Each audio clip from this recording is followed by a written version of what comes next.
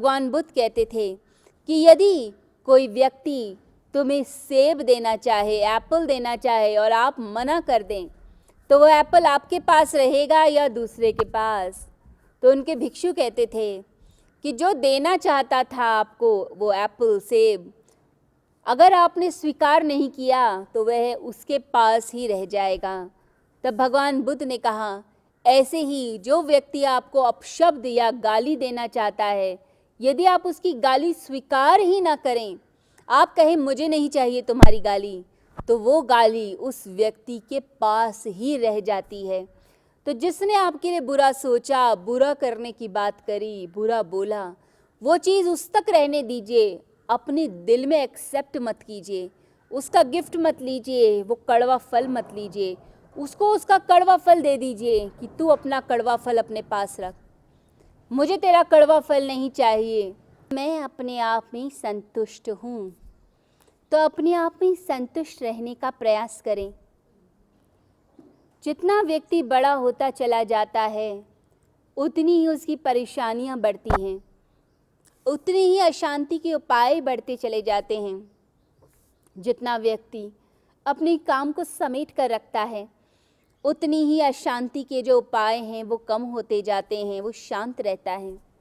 बड़े बड़े व्यापारियों को देखिए, बिजनेसमैन को देखिए, बड़े बड़े पॉलिटिशियंस को देखिए, बड़े बड़े सीईओज़ को देखिए, कितनी बार आता है टीवी में या न्यूज़पेपर में कि अपनी ज़िंदगी और अपने हालातों से तंग आकर व्यक्ति ने सुसाइड कर लिया, आत्महत्या कर ली। बड़ी हैरानी होती है। लोग जीना नहीं चाहते क्योंकि अशांति इतनी बढ़ गई कि जिया नहीं जा रहा। तो आप अपनी ज़िंदगी को कैसे बनाते हैं, शांत या अशांत, अच्छा या दुखी रहने का प्रोग्राम आपने फिक्स किया है? अच्छाई की तरफ चलना है, योग की तरफ चलना है, शांति की तरफ चलना है, क्या ये जीवन का उद्देश्य है? या अशांति को जीवन में धारण करना ये उद्देश्य है?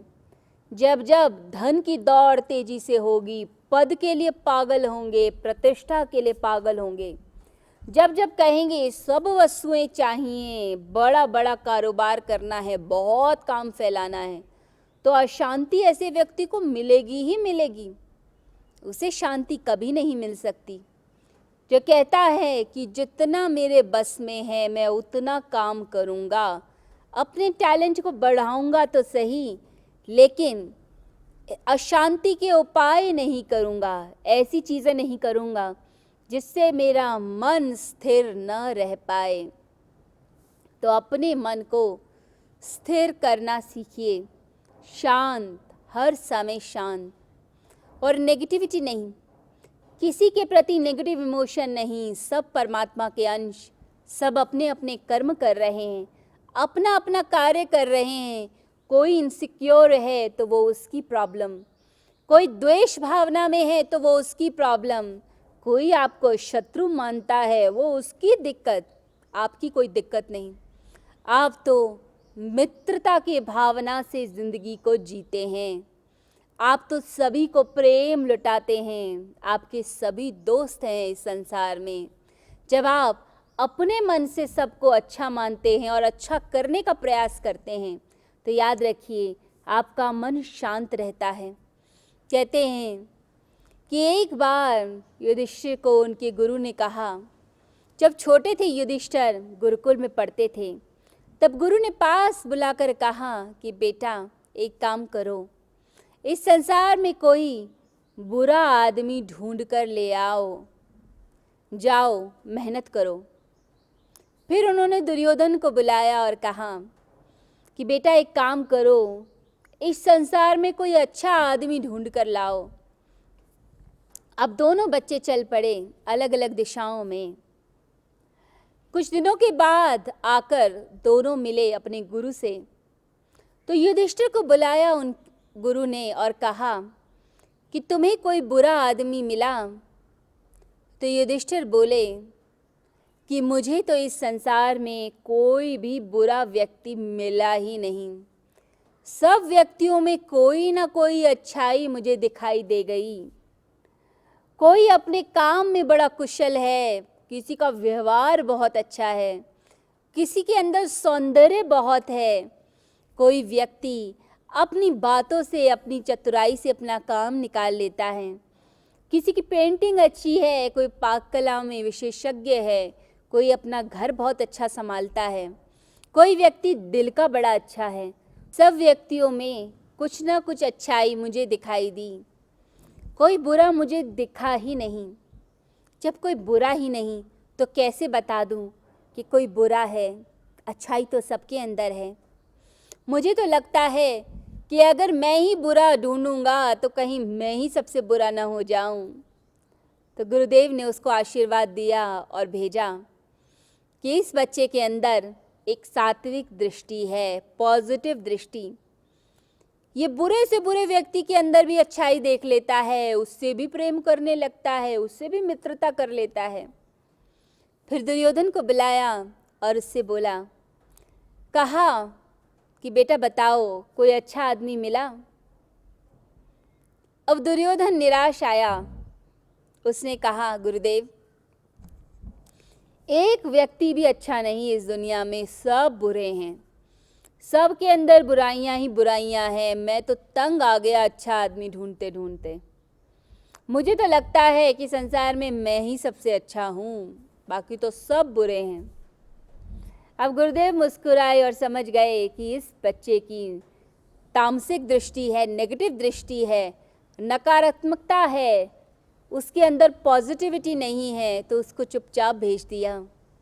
तो हम किस प्रकार की दृष्टि वाले हैं?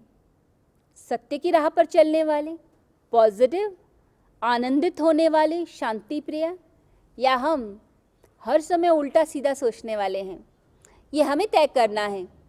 और एक बात याद रखें, जितनी सात्विकता पैदा होगी उतनी पॉजिटिविटी आएगी, और जितनी नेगेटिविटी है उतनी तामसिकता है। इसलिए अपने भीतर के तमस को कम कीजिए, अंधकार को कम कीजिए। जब हम प्रार्थना करते हैं भगवान से, असतो माँ सद्गमय, तमसो माँ ज्योतिर्गमय, मृत्योर माँ अमृतम गमय, तो हम क्या बोलते हैं कि हे परमात्मा, हमें असत्य से सत्य की ओर लेकर चलो, हमें अंधकार से प्रकाश की ओर लेकर चलो, हमें मृत्यु से अमृत की ओर लेकर चलो। हम ऐसी प्रार्थना करते हैं। तो ये प्रार्थनाएं क्या बताती हैं? ये हमारे ऋषि मुनियों ने क्या प्रार्थनाएं की? उन्होंने प्रार्थना यह की कि हमारे अंदर की तामसिकता कम और सात्विकता ज़्यादा आए, प्रकाश की ओर हम ज़्यादा बढ़ें। तो प्रकाश की ओर हमारी यात्रा हो, इसका प्रयास हमें करना है। हमें परमेश्वर की ओर जाना है।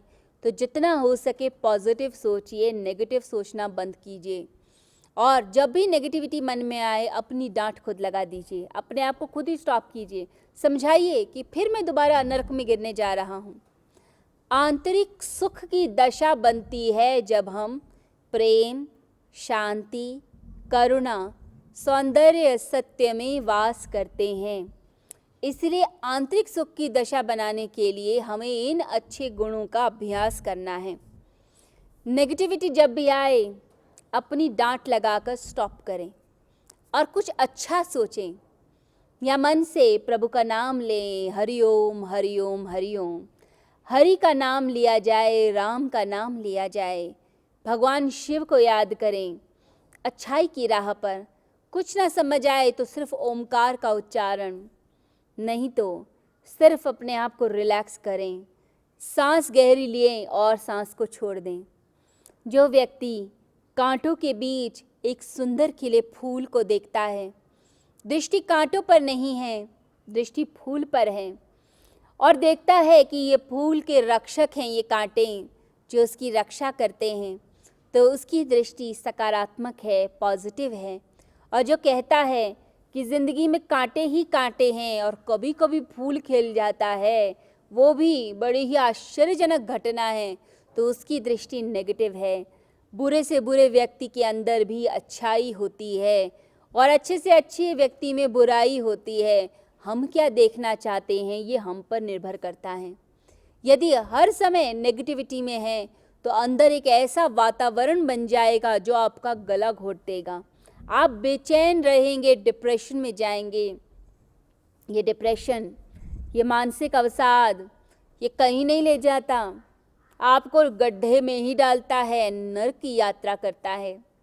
यही है स्वर्ग और यही है नर्क।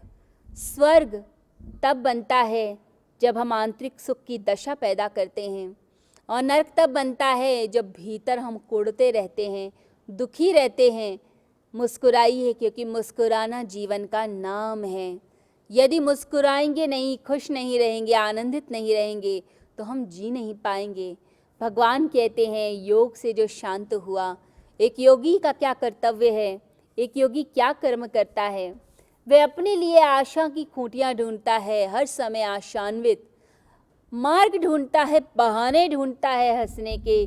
जो व्यक्ति मिलता है उससे हंसता है, मुस्कुराता है, बिना बात के भी हंसता है, बिना बात के जोक्स बना लेता है, हर व्यक्ति को अपना कर चलता है, क्योंकि उसे पता है जीवन में हंसने के मौके बड़े कम होते हैं। रुलाने वाले बहुत हैं इस संसार के अंदर, परंतु हंसाने वाले कम हैं। तो हंसने के अपने मौके खुद अपने लिए पैदा कीजिए। कोई और आपको नहीं हंसाएगा आके, कोई और नहीं बताएगा कि कैसे आशा से जीवन जीना है, कैसे हम अपने अंदर होप पैदा करें, कैसे हम सत्य की तरफ चलें, कैसे प्रकाश की यात्रा करें। आपको स्वयं अपने लिए ये सब खोजना है। स्वयं अपनी ज़िंदगी के लिए स्वयं सोचिए। बार बार दुनिया की तरफ मत जाइए, ये दुनिया तो अशांत करेगी, कलह पैदा करेगी। एक योग की तरफ मुड़ा हुआ मन, एक योग की तरफ चला हुआ व्यक्ति शांति की तरफ चलता है, और जो प्रशांति में, शांति में स्थित हो जाता है, मन को स्टॉप कर देता है, इंद्रियों के व्यापार को समेट लेता है, सेंसेस जो बाहर भागती हैं उन्हें नियंत्रित कर लेता है। मन जिसका शांत होने लगता है, अब कोई विषय वासना नहीं चाहिए, ऐसा व्यक्ति इच्छाओं से रहित होकर परमात्मा के आनंद में वास करने लगता है।